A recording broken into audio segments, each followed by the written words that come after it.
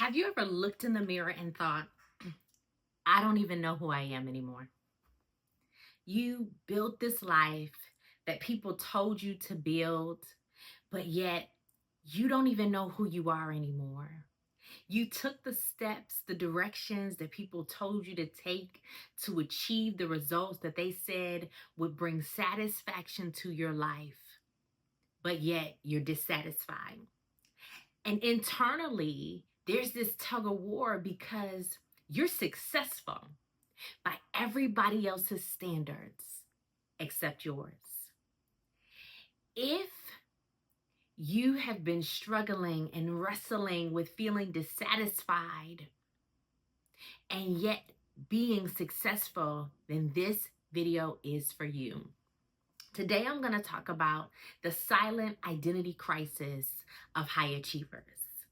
The silent identity crisis of high achievers, because you have gone through your life doing all the right things, the things that have gotten you the level of success that you've achieved up until this point. You're a successful business owner. You are successful in your corporate job. You're successful financially. You're bringing in six figures. You're bringing in 7 figures. You're bringing in 8 figures, but yet you feel empty. You feel like a shell of who you thought you would be at this point in your life. And you're wrestling because you think to yourself, everybody else praises me for where I am, but yet I'm dissatisfied.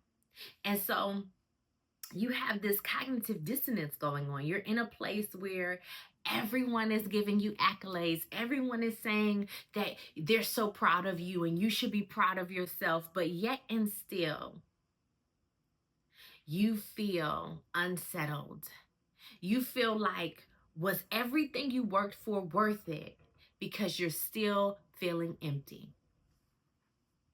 So before we get into the fullness of this video, I want to tell you that you're not alone. I myself have had my own identity crisis. You know, a lot of times when men hit a certain age, they call it a midlife crisis. They go, they get their motorcycle. They want to look younger. They want to get a younger woman because they have lived a version of their life that other people have said was good for them. And they didn't stop and check about what felt good to them. Now, let me be clear here, because everything that feels good is not always good. But it is important that as we go throughout life, we are not ignoring the things that we feel, but we are aware of what those feelings are telling us.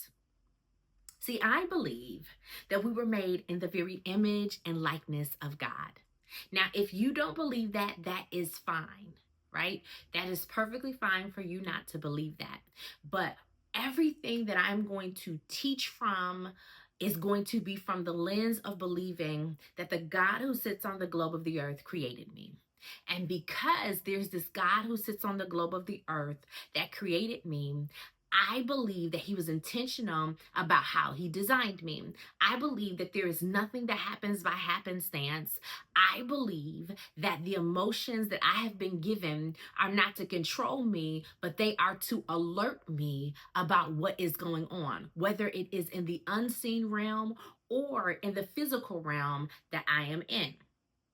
Right? So those feelings that I have are not to be ignored, but they are to be monitored. They are to be controlled. They are to be an indicator to me. So if you have a car, you know that when you turn it on, several indicator lights will come on, but those indicator lights go off if nothing is wrong with the vehicle, right?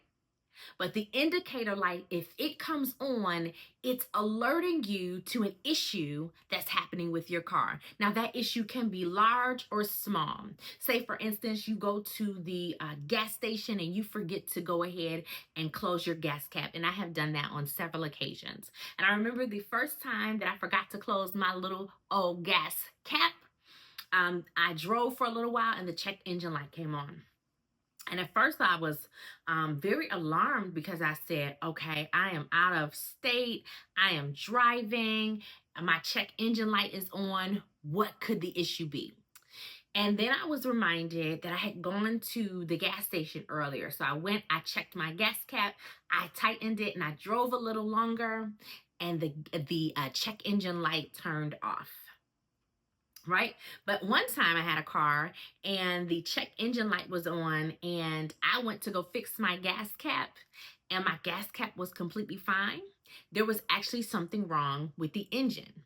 So that light, that check engine light, can indicate a couple of things. It can indicate that there is an issue actually wrong with the engine, or it can indicate that there is something wrong with your gas tank, right? Your gas cap is open, so it's impacting your engine because the fuel goes through your engine. It runs through the engine, and so it's open. There's air getting in there. There's some issues that are happening that is causing your engine not to run at the level of perfection that it would normally run at if the gas cap was closed, right?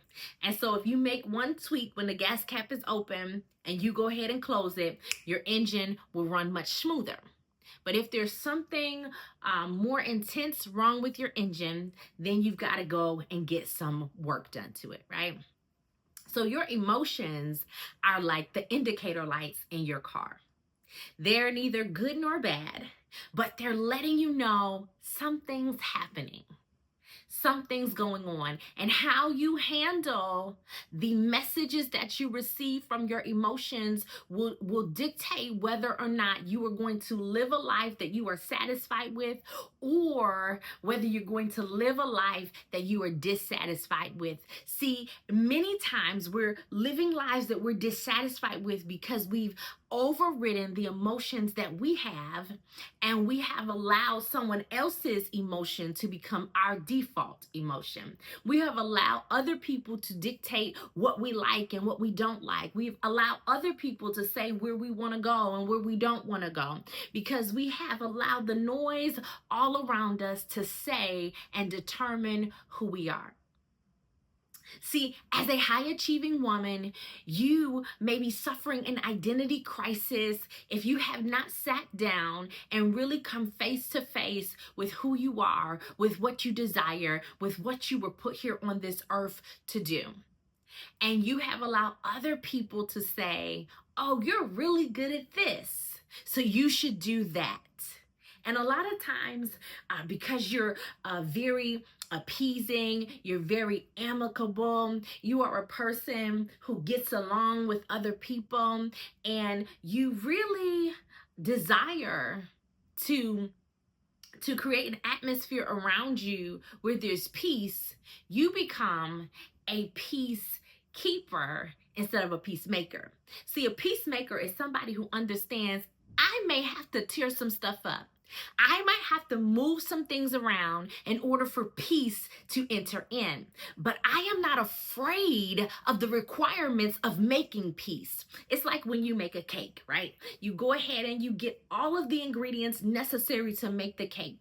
And in the environment, in the kitchen where you are making that cake, it may end up being a little messy, because when you go ahead and you get that flour and you put it in the bowl, flour might get on the counter. When you go ahead and you crack that egg and you put it in the bowl, the yolk is going to get somewhere. It's going to get inside of the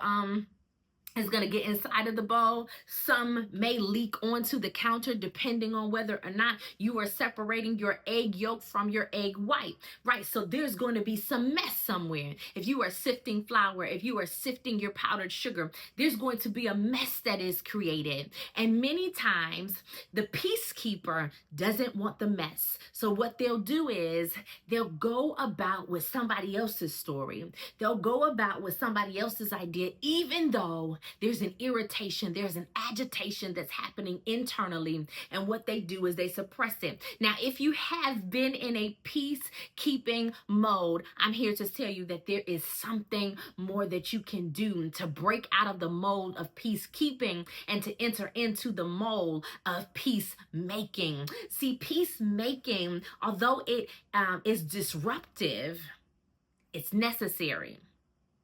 See, it can be disruptive to go ahead and take your mixer and begin to mix the ingredients together, because flour can start flying depending on how deep that bowl is. But unless you disrupt some things, unless you begin to agitate some things, unless you begin to forcefully combine some things, you're never going to make that cake, right? So unless you are forceful and unless you're intentional about what you are bringing forth in this season, you will remain a peacekeeper instead of a peacemaker. And peacemakers aren't afraid to make a little bit of a mess. And even if the mess is bigger than just a little bit of a mess, even if it's a big mess, what a peacemaker understands is that that mess is going to turn into something mighty. In this season, you have got to understand that the mess that is all around you, the mess that is bubbling up on the inside of you, is going to be made into something great if you are willing to walk out the requirements of becoming exactly who you've been called to be. If you are willing to walk out the work, if you are willing to do what is necessary in order for you to become who you've been called. So a lot of times you're suffering with this identity crisis. You're in a place where you have silently accepted the story that everybody else is telling you about you. I was on the phone today and I was talking to someone, and I have this like sing-songy voice sometimes where I like to sing a bunch of stuff. I'll sing words, I'll sing phrases, and I have been on the phone with this person on several occasions, and they have repeatedly told me, Shiyterea, you cannot sing. And I have repeatedly told them, you are a hater, right? Because I like to sing certain things, certain phrases, like that's my thing, okay? And I said to this person, I said, if I wasn't secure in knowing that I can sing, you telling me I can't would impact what I think about me. But because way back when I went on a particular journey to address some unaddressed issues in the depths of my soul, I'm okay with whatever you think. Because what you think in this moment is not going to impact my future. And here's the reason why it won't impact my future, because I can sing. I'm very aware of my qualifications. I'm very aware of my capacity. I'm very aware of what I carry. But when you struggle with a silent identity crisis, you have not gotten to know who you are. You haven't sat with who you are because you've been sitting with who everybody else is. You've been sitting with who everybody else told you should be. You've been sitting with how everybody else told you should show up. You've been sitting with and sifting through the messages that have come from so many people around you. And you have refused to be intentional about the indicator light that's been coming on in you. You've refused to be intentional about the emotional unrest that you have been feeling because you've been taught not to wear your emotions on your sleeve. Let me say this, because there has been so much corrupt communication that has come across.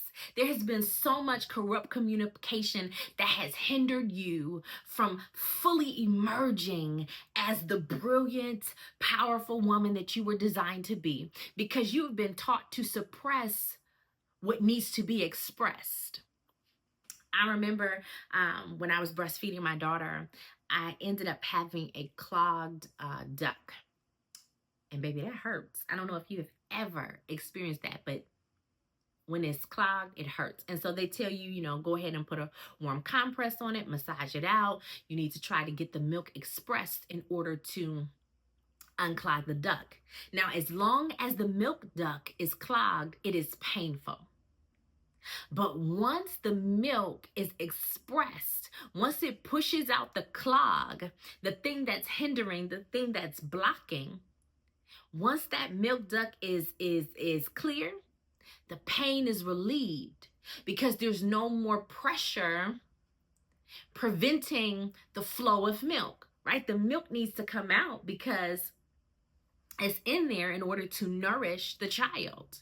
But if the milk stays in there too long, if it's not expressed, what's going to happen is you're going to begin to get some leakage. You're going to begin to get some tenderness and some pain. because you're not doing, or your breasts are not doing what they were designed to do when they are filled with milk, which is to nourish and to nurture the child that the milk is for, right? You've been given a set of emotions that you've been suppressing probably for a majority of your life, all because you weren't sure what to do with them, all because somebody told you how to show up, all because someone said that if you show up this way, you're going to be taken that way, right? They told you, oh, you're so sensitive, it's not even that big of a deal. So what they said to you in that moment was, your emotions are wrong, fix it.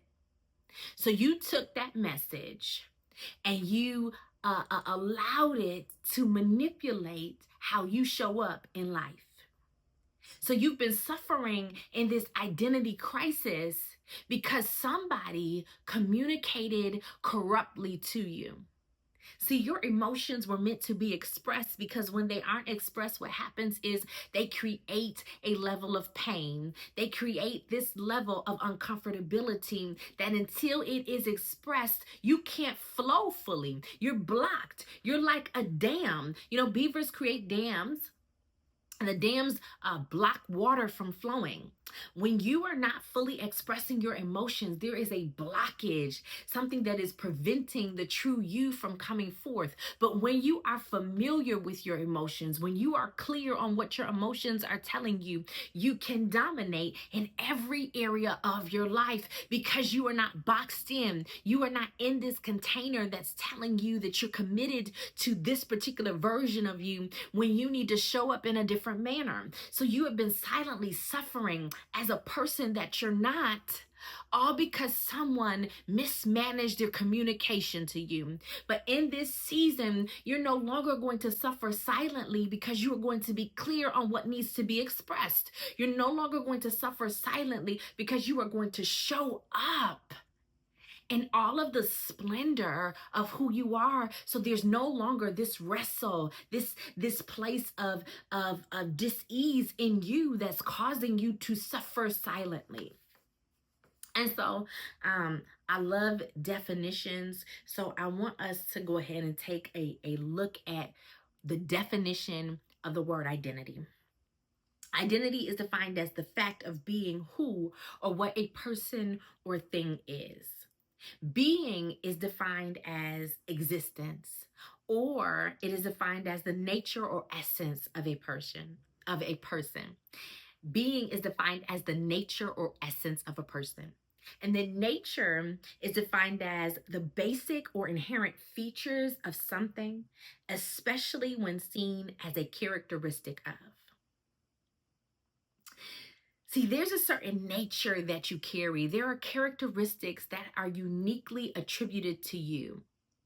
But you've been suffering this silent identity crisis, and you don't even know where those character traits fit.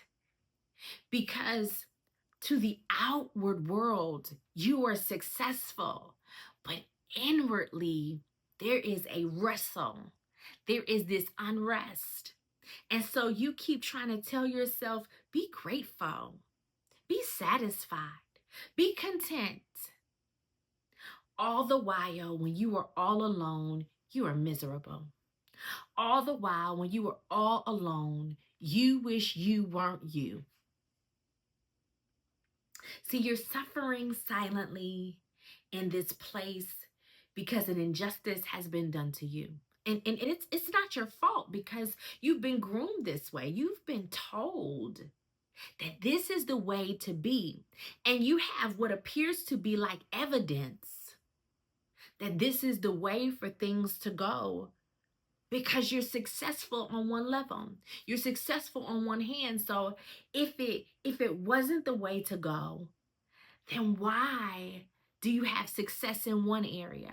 Why do you have results in one area if you should be showing up differently? And I want to be clear here, because it is so easy for success to happen even if you are not in your lane. Even if you are not showing up authentically as you, because you're copying someone else. But the real truth and the real evidence that the success is not going to be sustainable is because you're lacking the energy to continue to carry out the story you've been telling everybody.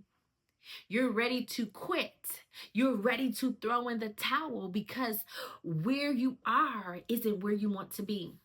Who you've been portraying to other people is not who you want them to see, because the characteristics that everybody appreciates about you, you dislike, or you're unsure of whether or not you appreciate that thing. And so in this season, it's time for you to begin to believe more about you than you believe about the stories that people are telling about you. It's time for you to unearth the truth of who you are and to unearth the truth of your calling, because when you do that, you're going to position yourself to have a new level of appreciation for every aspect of you. Now, does that mean there aren't some things that are going to need to be tweaked and changed? Absolutely not. But what it does mean is that you're going to be willing to work the works that you've been sent to do.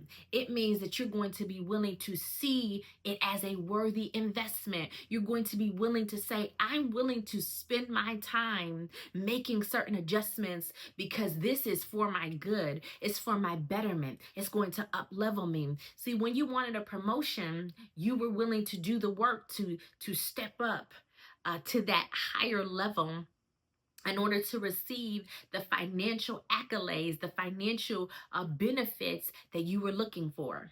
But in this season, as you come out of your silent identity crisis, as you come out of the place where you are uneasy and where there is unrest, you're going to begin to desire to see things differently about you. You're no longer going to tie yourself to the lies of the past that said, don't change. You're no longer going to be afraid of what change brings, but you are going to be willing to confront the peacekeeper in you to become a peacemaker, because you want what's sweet at the end, right? Because when we make a cake, at the end of that thing, you get to enjoy it. When you make peace, at the end of it, you get to enjoy the fruits of peace. You get to enjoy the environment that peace brings. And so, in this season, if you have been looking in the mirror and you have been dissatisfied with who you see, then it's time for you to come out of peacekeeping mode and to step into peacemaker mode. Listen, if this video blessed you, I want to hear about it in the comments. If you know somebody who needs to hear this video, share it with them. 3 people, do that. Bless someone today. And then I'm looking forward to seeing you in another video. Bye for now.